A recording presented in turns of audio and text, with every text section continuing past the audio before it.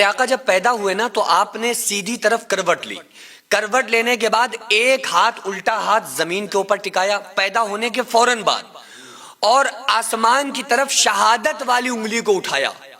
اور کہا اشہد ان لا الہ الا اللہ و انی رسول اللہ، کہ میں گواہی دیتا ہوں اللہ کے سوا کوئی معبود نہیں اور میں اللہ کا رسول ہوں۔ یہ پیدا ہونے کے فوراً بعد آقا علیہ السلام نے گواہی دی، اور جیسے ہی آپ کی ماں حضرت آمنہ نے پیارے آقا کو گود میں اٹھایا نا تو دیکھ رہی ہیں کہ بڑا خوبصورت بچہ اللہ نے دیا ہے، بڑا پیارا بچہ ہے۔ یہ دیکھ رہی ہیں کہ جو ناف تھی وہ کٹی ہوئی تھی، یعنی کہ وہ جو ناف ٹچ ہوتی ہے نا، کھال ایک لگی ہوئی ہوتی ہے جو ماں کے پیٹ سے ٹچ ہوتی ہے، وہ آقا علیہ السلام کی ناف ہٹی ہوئی تھی، یعنی کسی قسم کی نہ کوئی گندگی نہ کسی قسم کی کوئی بلڈ،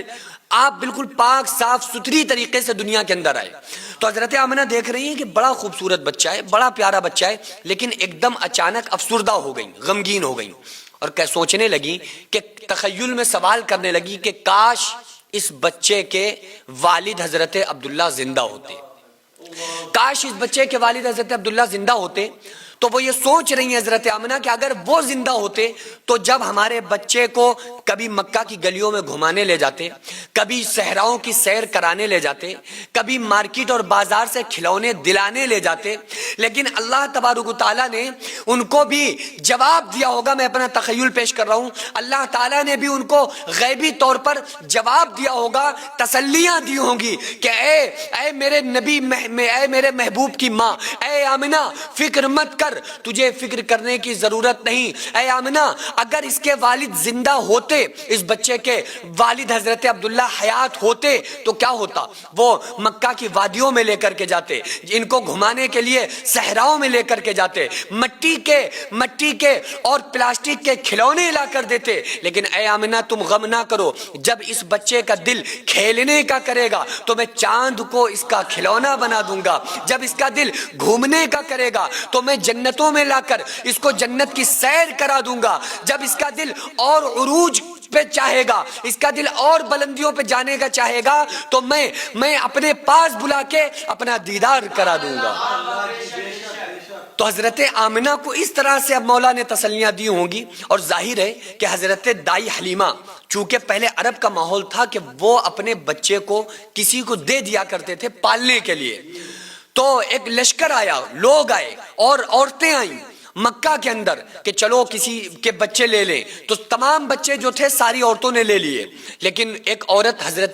حضرت دائی حلیمہ، ان کو کوئی بچہ نہیں مل سکا، کیونکہ جو عورتیں پالنے کے لیے بچے کو لیتی تھیں وہ اس طرح کے بچے کو لیتی تھیں جس کے والد زندہ ہوں، جو پیسے والے لوگ ہوتے تھے، تاکہ ان کو اچھا معاوضہ، اچھا بدلہ مل سکے۔ تو آقا علیہ الصلوۃ والسلام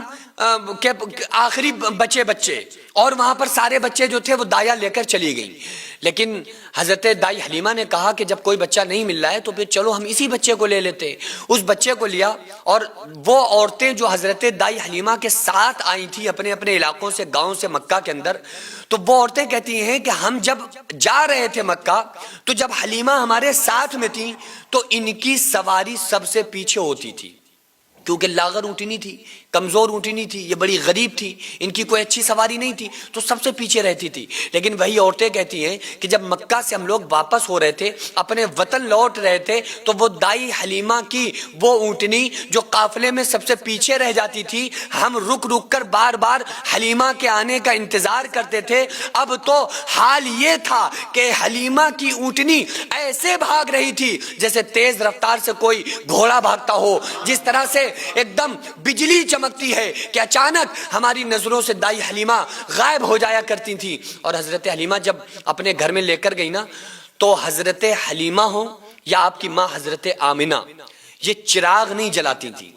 اپنے گھروں میں روشنی کے لیے چراغ نہیں جلاتی تھی۔ تو محلے کے لوگوں نے حضرت آمنہ سے پوچھا، اے آمنہ آپ چراغ کیوں نہیں جلاتی؟ آپ کو تیل کی ضرورت نہیں ہوتی ہے، آخر آپ چراغ کیوں نہیں جلاتی؟ تو حضرت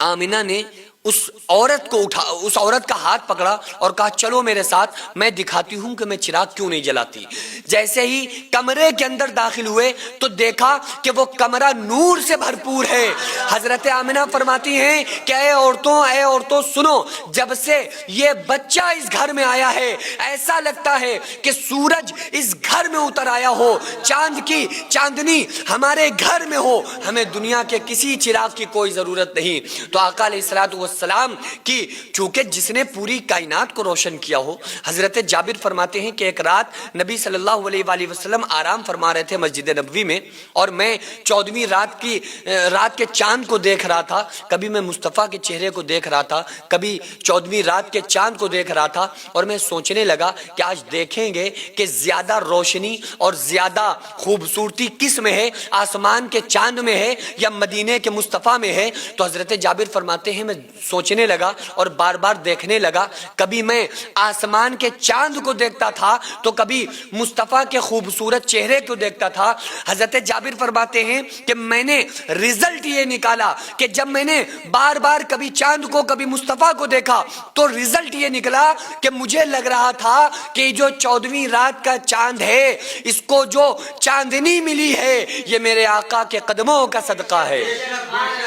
مصطفیٰ کے چہروں کا صدقہ ہے۔ اسی لیے علامہ ادیب فرماتے ہیں نا، سیرت ایسی کہ اغیار کلمہ پڑھیں، سیرت ایسی کہ اغیار کلمہ پڑھیں، صورت ایسی کہ یوسف بھی دیکھا کریں، پاؤں ایسے کہ جبریل آنکھیں ملے، ابن مریم سے بہتر شفا ہاتھ میں۔ وہ بچے جو بھوک سے بلبلا کے سو جایا کرتے تھے، وہ مائیں جو اپنے بچوں کو جھوٹا دلاسا دے کر سلا دیا کرتی تھی، آج ایسے 100 سے زیادہ ایسے گھر ہیں جن کو ہر مہینے ہماری سوسائٹی راشن دیتی ہے، وہ بچے آرام سے کھانے کھاتے ہیں اور آپ تمام لوگوں کو دعاؤں سے نوازتے ہیں۔ 100 سے زیادہ گھروں میں راشن دینا، ان کی دوا علاج کا خیال رکھنا، ان کی سردیوں میں کپڑوں اور لحاف کا اور بستروں کا کمبل کا انتظام کرنا، آپ لوگوں کے تعاون سے ہی غریبوں کے گھر میں راشن پہنچتا ہے۔ وہ بیوہ عورتیں جن کا کوئی سہارا نہیں تھا، وہ یتیم بچے جن کو کوئی پوچھنے والا نہیں تھا، آج الحمدللہ ان کے سروں پر ہاتھ ہے، آج الحمدللہ ان کو کسی بات کی کوئی پریشانی نہیں ہے۔ یہ صرف پاسبل ہوا ہے آپ لوگوں کے تعاون سے۔ میں رب کعبہ کی قسم کھا کے آپ کو بتاتا ہوں کہ میں تقریباً اپنی پرسنل اور ذاتی کمائی کا